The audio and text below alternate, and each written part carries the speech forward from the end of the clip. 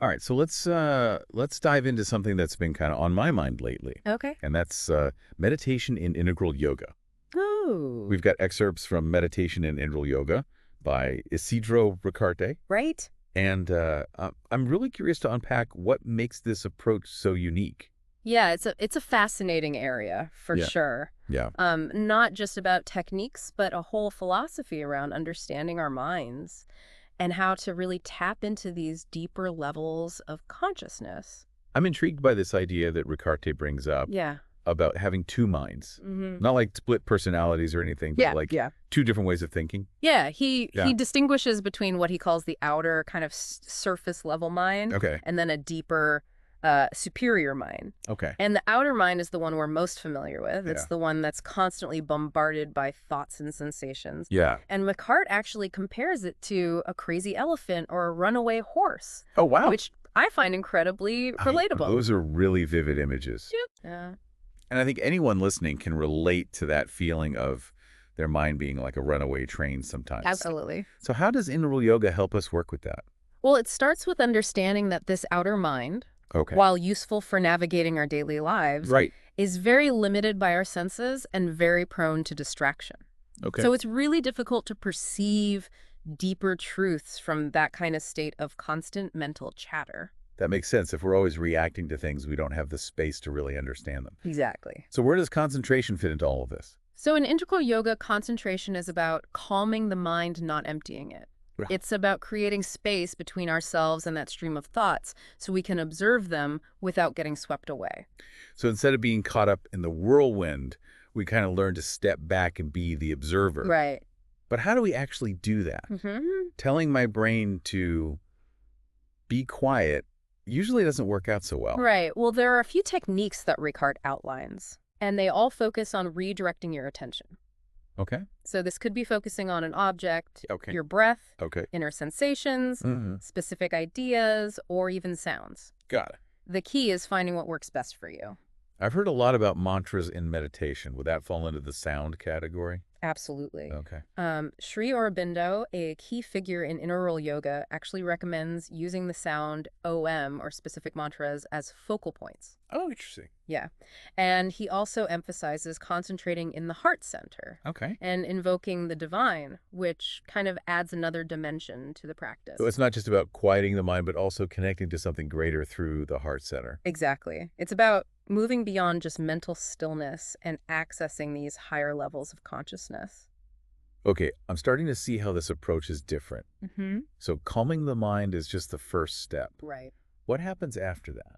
Well, Ricard talks about developing what he calls an inner witness. Through consistent concentration, you start to cultivate this kind of detached observer within yourself. So it's almost like having a meditation buddy Right. who's always calm and collected. Exactly. I could definitely use one of those. Yeah. What does it actually feel like to reach that level of inner stillness?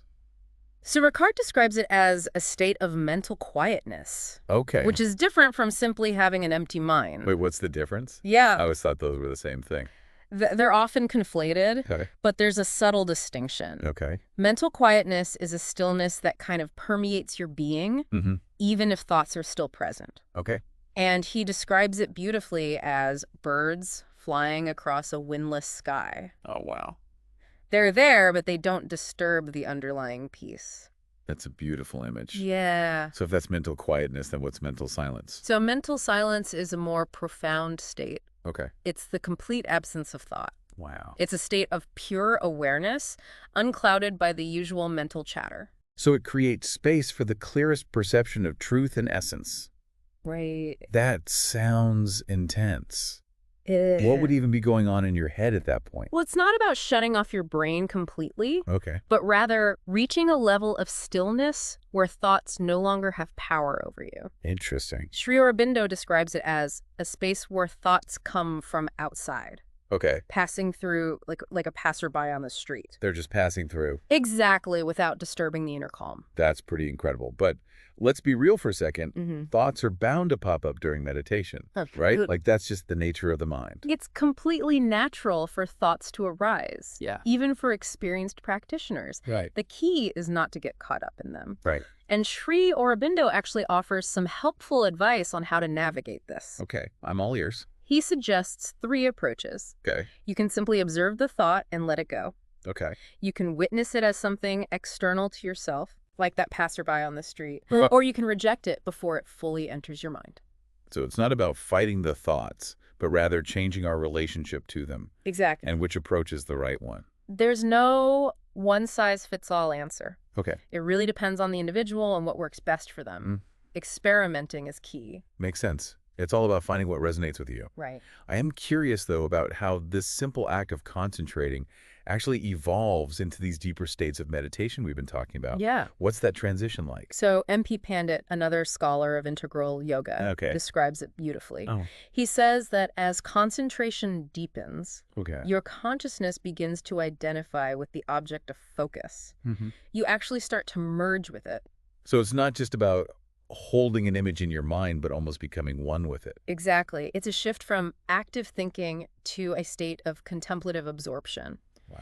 And he gives this example of meditating on God as love. The more you concentrate, the more you become immersed in the vibration of love until it completely overwhelms you. Wow. To experience that kind of complete immersion in a divine quality would be amazing. It's a profound experience, and one that many practitioners strive for. Yeah. However, it's important to acknowledge that doubts can arise along the way. Oh, I can imagine. Yeah, we're talking about accessing a higher reality, Right. something beyond our normal perception. It's natural to question if it's even possible. Absolutely. And the source material really emphasizes the importance of faith and trust in this process. Yeah. It's about believing in the existence of this higher reality, even if we haven't fully experienced it yet. So how do we cultivate that faith? Hmm. Is it something we're just supposed to magically have? It's less about magic and more about nurturing a sense of trust Okay. in the process and in our own potential. Okay. The source even quotes the Bhagavad Gita saying, whatever the faith of the man is and the true idea that he has, Okay. he becomes that. So our beliefs actually shape our reality. It highlights the importance of cultivating positive beliefs and aligning our intentions with our aspirations. Wow. That's powerful. It is. If we sincerely seek this higher truth, it will reveal itself to us in time. Exactly. That's encouraging. Yeah. But what about those special experiences people Mhm. sometimes talk about having during meditation? Are those a sign that we're on the right track? While experiences can occur, they're not the end goal in themselves. Okay. The true measure of progress in integral yoga is what's called actualization. Actualization. What does that mean exactly? It's about integrating the insights and experiences from your meditation practice into your daily life. Okay. It's about those shifts becoming a permanent part of you, Okay. not just fleeting moments of bliss. So it's not just about feeling peaceful during meditation, Right. but about carrying that peace with you into the chaos of everyday life. Exactly. Okay. The source gives some compelling examples. Imagine being able to access a state of mental silence at will, or experiencing the constant presence of the divine even amidst the hustle and bustle of your day. That would be a game changer. It would. But how do we get there? Well, the source offers some practical tips for establishing a solid meditation practice. Get it? Finding a comfortable posture, Okay. establishing a regular time and place, Mm-hmm. cultivating a focused yet relaxed attitude, Okay. and importantly, working on purifying the ego and desires. All great advice, but I have Uh-huh. to ask, how do we deal with the ego? Yeah, It seems like it could be a major roadblock on this path. absolutely. The source really emphasizes the importance of purifying the ego and desires. Okay. They can cloud our perception and prevent us from connecting with that higher truth. So it's not just about sitting still and breathing, Right. but also about actively working on ourselves, purifying our intentions, and letting go of attachments. It's an ongoing process of refinement and self-discovery. It sounds like a sort of inner spring cleaning. Yeah, and as you progress, you become more aware of your ego's subtle influences and better equipped to navigate them. This has been so eye-opening. I'm already feeling inspired to deepen my own practice. That's great. What I'm really struck by is this emphasis on integration. Yeah. It's not about escaping reality, Yeah. but using meditation to transform ourselves and bring those insights into our everyday lives. That's a fantastic observation, and it leads perfectly into the next part of our discussion, where we'll explore the challenges and rewards of actualizing these principles in our daily lives. Right, I can't wait. Yeah, It really is a journey, isn't it? it is. Taking these profound concepts and actually weaving them into our daily lives. Right, we've uncovered this treasure chest of wisdom, and now comes the real adventure, putting it all into practice. Yeah. Honestly, though, integrating these high-level meditative states into, let's say, doing dishes or dealing with traffic feels a tad overwhelming. I hear you on that. Yeah. It's not like we suddenly become these enlightened beings floating above all the mundane stuff, right? Well, maybe not floating, but Right. there is a sense of detachment that grows with practice. Okay. It's like developing a buffer Okay. between a stimulus and our response. I like that, an inner buffer. Yeah, So instead of reacting automatically, we get a moment to pause and observe and then choose a more conscious response. exactly. That makes a lot of sense. Yeah. What about those times, though, when we totally lose it? Mm-hmm. You know, inner peace goes out the window and we're back to that runaway elephant. It happens. Yeah. Even with the best intentions, we're all human. Right. The key is not to get discouraged. Okay. Sri Aurobindo really emphasizes the importance of perseverance. Okay. It's about gently guiding ourselves back to that inner stillness again and again. So it's a practice, not a quest for perfection, Right. which I appreciate because it's easy to get caught up in thinking we need to be good at meditation. Yeah, But if it's a journey, then those stumbles are just part of the path, right? exactly. It's about embracing the process with all its ups and downs. And as we continue to practice, Yeah. we'll find those moments of stillness and clarity become more frequent and easier to access. Okay, that's encouraging. Mm-hmm. But I'm thinking about the bigger challenges. How do we integrate this practice into a world that often feels at odds with inner peace? All the noise demands constant pressure. Right. It's hard to imagine staying centered in all of that. It's a valid point, and the source material acknowledges this. Okay. Ricart speaks to the importance of consciously aligning ourselves with the divine, Okay. making it the central focus of our lives.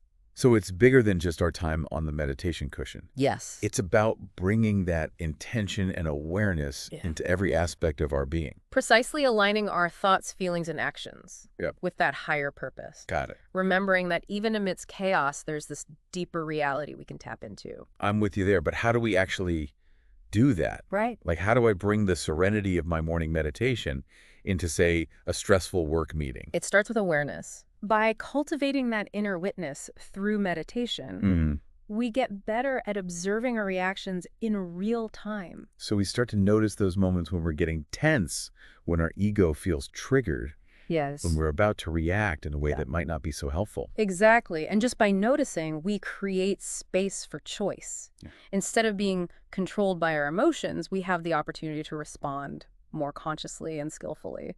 Like hitting the pause button before we say or do something we'll regret. Exactly. And with practice, that pause button becomes more accessible. Okay. And we can navigate challenges with more grace and equanimity. This is starting to sound less like escaping reality and more like leveling up our ability to handle it. I like that. But I have to ask, Yeah. what about when we just can't seem to find that inner peace? Mm-hmm. What if we're dealing with really difficult emotions like grief or anger? Right. Can meditation actually help with that? That's a great question. It goes to the heart of the transformative power of this practice. Remember, meditation isn't about suppressing our emotions. Right. It's about understanding them, Yeah. processing them, and ultimately transmuting them into something higher. So instead of pushing away difficult feelings, we learn to sit with them, observe them without judgment. Yes, creating a space of compassion for ourselves and our experiences. And as we do that, we may find those heavy emotions start to loosen their grip. So it's not about erasing our emotions, but changing our relationship to them. Exactly. And this is where the concept of the psychic being, Okay. which we touched on earlier, comes into play. Right. Can you remind me what exactly is the psychic being again? It's considered the divine's delegate within us, our truest self, the knower of truth. Okay. And as we go deeper into our practice, we create a more direct connection to this inner guide. So we're not just calming the mind, but tapping into a deeper source of wisdom and strength within ourselves. That's the idea. And here is where the real transformation begins. Connecting with our psychic being helps us see the world through a new lens with greater clarity and understanding. It's not about ignoring life's challenges, but about facing them from a place of greater awareness and inner strengths. You've got it. And this is where actualization truly comes into play. Okay. It's about allowing those insights and that inner peace to radiate outward, Okay. influencing our thoughts, words, and actions. Like we become a beacon of calm amidst the storm. Yes. Not because we're denying the storm's existence, but because we found a deeper center within ourselves. That's a beautiful way to put it. As we cultivate this inner stillness, Yeah. we may find it starts to ripple outwards, affecting not just our lives, but the lives of those around us as well. I like that, a ripple effect. So it's not just about personal transformation, but contributing to a more peaceful and harmonious world. Absolutely. And that brings us to a crucial question worth pondering. Okay. What role does our individual practice play in the collective evolution of consciousness?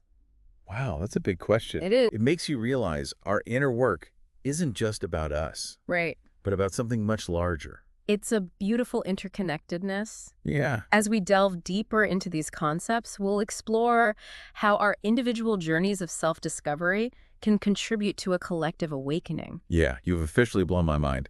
Right. You went from like taming a wild elephant mind to potentially influencing collective consciousness. It is remarkable how our individual journeys inward Right. can have such a profound impact outward. Yeah. It speaks to the interconnected nature of reality, which is something that many spiritual traditions really emphasize. Well, we're not just like isolated beings striving for our own enlightenment. Right. It's more like we're all these threads in a grand tapestry, and as each of us evolves, we contribute to the evolution of the whole. That's a beautiful way to put it. And what's exciting is that if that's true, then even small acts of awareness, kindness, and compassion can have a really far-reaching impact. So it's not just about spending hours in silent meditation, but about bringing that mindful presence into every interaction, every decision, every moment of our lives. Exactly. It's about embodying those qualities of peace, love, and wisdom. Yeah. And letting them radiate outward like ripples in a pond. I love that imagery. Yeah. And it makes me think about all the challenges we face as a global society. You know, if more people cultivated this inner stillness, this connection to something greater, Yeah. wouldn't that shift the collective energy in a more positive direction? It's a possibility worth considering, and the source material does point to that. The importance of actualizing these principles in our lives, not just for our own benefit, but for the benefit of all. So it's not about escaping the world, but about transforming it one mindful breath, one compassionate act, one conscious choice at a time. Beautifully put as we continue exploring this path. Yeah. It's essential to remember that we're not alone in this journey. Right. We're part of a lineage of seekers, teachers, and practitioners who've been exploring these truths for centuries. It's almost like we're part of this invisible network, supporting each other's growth and evolution. That's really comforting, actually, especially when the path feels challenging. It is a source of strength and inspiration to know that we're part of something larger than ourselves. Yeah. And as we delve deeper into this practice of integral yoga, we uncover more and more of these hidden connections, both within ourselves and in the world around us. This has been such a profound exploration. I'm glad to hear that. I'm feeling inspired and energized and honestly a little bit more peaceful than when we started. That's wonderful as we wrap up this deep dive into integral yoga and meditation. I'd like to leave you with one final thought. Okay. If cultivating inner peace can genuinely contribute to a more harmonious world, what small act of awareness or compassion can you bring into your life today? That's a beautiful question to ponder. It's a perfect reminder that even amidst the complexity of modern life, we each have the power to make a difference. Thanks for joining us on this journey and keep diving deep.